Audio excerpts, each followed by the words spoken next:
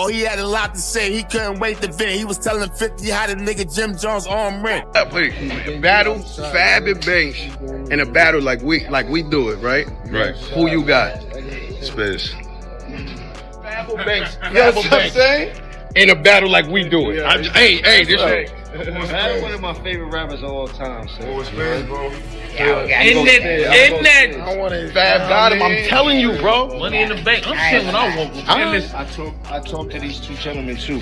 Uncle Murda is clearly taking shots at all of 50's opponents on his new 2025 wrap-up, and he's not being subtle about it. He goes straight at Jim Jones and Maino, throwing slick disses and clowning their situations, while also teasing a possible future move alongside 50 Cent himself. That alone has people paying close attention, because it doesn't feel random at all, it feels planned. The big question is this: is Uncle Murda setting the stage for what's really coming next from G? Is this just a warning shot before the real punch lands, especially toward the Let's Rap About It podcast? And what does 50 actually have lined up behind the scenes right now? Everything about this feels strategic, not rushed, and the timing says a lot. What stands out even more is who didn't really catch any serious smoke. Fabulous only gets a light mention for talking slick, but no real shots come his way. Dave East doesn't get mentioned at all, which is surprising on its own. Murda also hints that if 50 drops an official diss track, he might jump on it too, staying quiet for now and saving the surprise, which only adds more tension to the situation.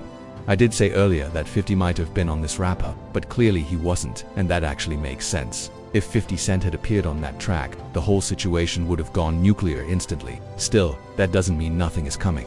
It's officially 2026 now, and 50 has already said he's got a response locked and loaded, while 50 is allegedly cooking something up behind closed doors. Uncle Murda didn't wait around and jumped straight into action, firing shots early, and those shots were aimed directly at Jim Jones with no hesitation. A lot of that energy ties back to Tony Yayo, especially with podcasts on the way, so Murda made sure Jim felt every bit of that disrespect.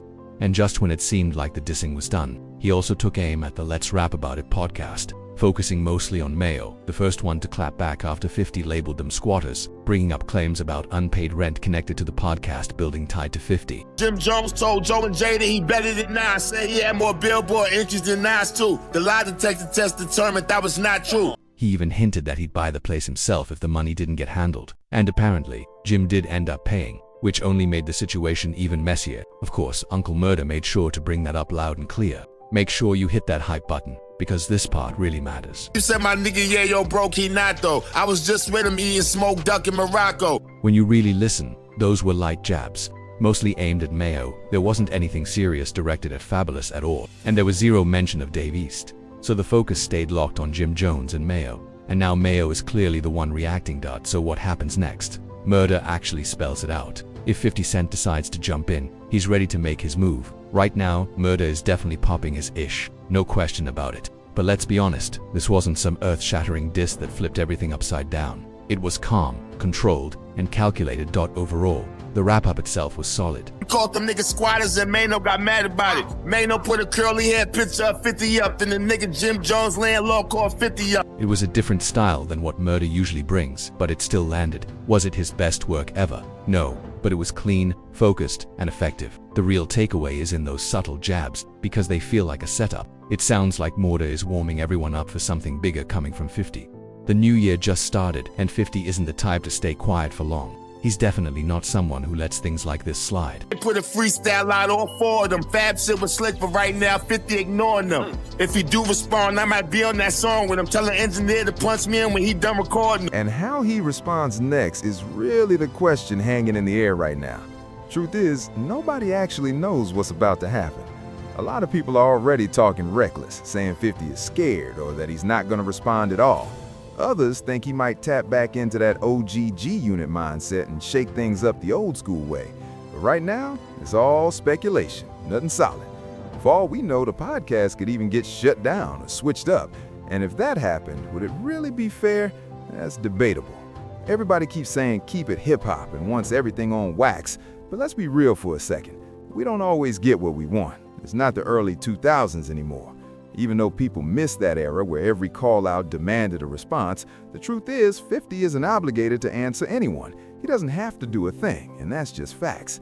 Now, with that said, let's not act like 50 doesn't enjoy being petty enough to jump in the booth if the mood hits.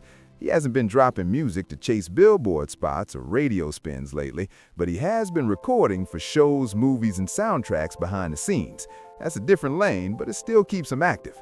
So the real question is this: does 50 flip the switch and go full demon time like back in the day, or does he let this slide and keep it moving? That's what everyone's waiting to see. Are we really about to get a full-blown comeback diss like a How to Rob moment all over again? Probably not. People keep swearing they already heard something crazy like a ghetto fab type moment, but I'm not buying that. One thing is for sure though, 50 Cent is always gonna make noise on his own terms, on his own timing. That man is not scared, let's be real about that. And we've also got to recognize who the bigger brand is here. If 50 decides not to respond, is that really a loss? No. Most people won't even remember this situation a few months from now. This whole diss talk from the Let's Rap About It podcast fades fast if 50 never acknowledges it.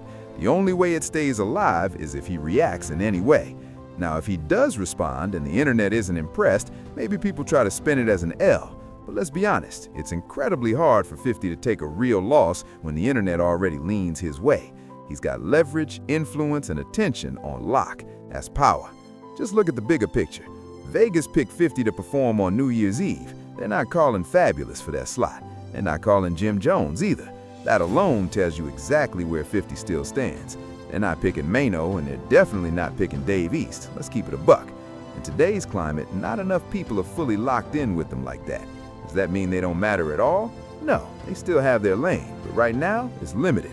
Meanwhile, 50 Cent is never irrelevant, and that's just facts. He stays ringing bells no matter the era.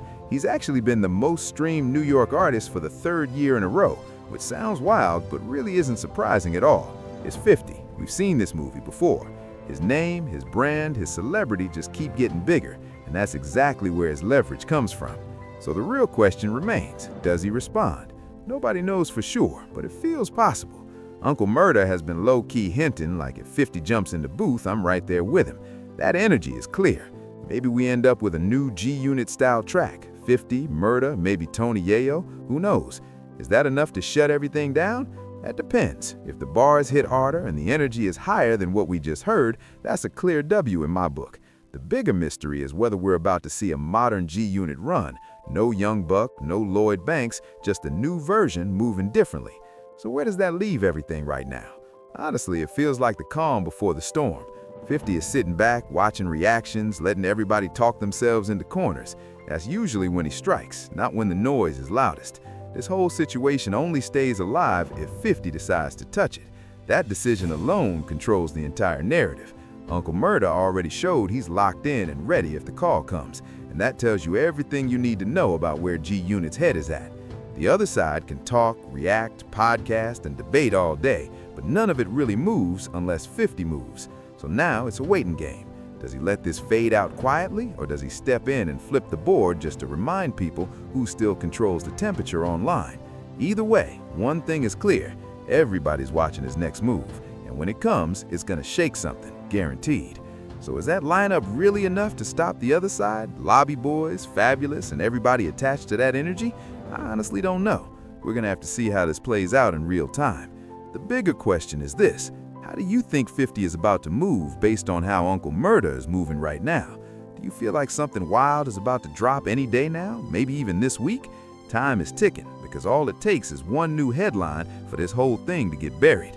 That's just how fast the game moves. So let me know what you're thinking in the comments. I'll be covering everything that happens, no matter which direction it goes, because this story isn't done yet. And gang, do me a favor, subscribe to Dripzan, like the video, share it, drop a comment, and hit that hype button. It's free, it helps the channel grow heavy, and I truly appreciate every single one of y'all tapping in.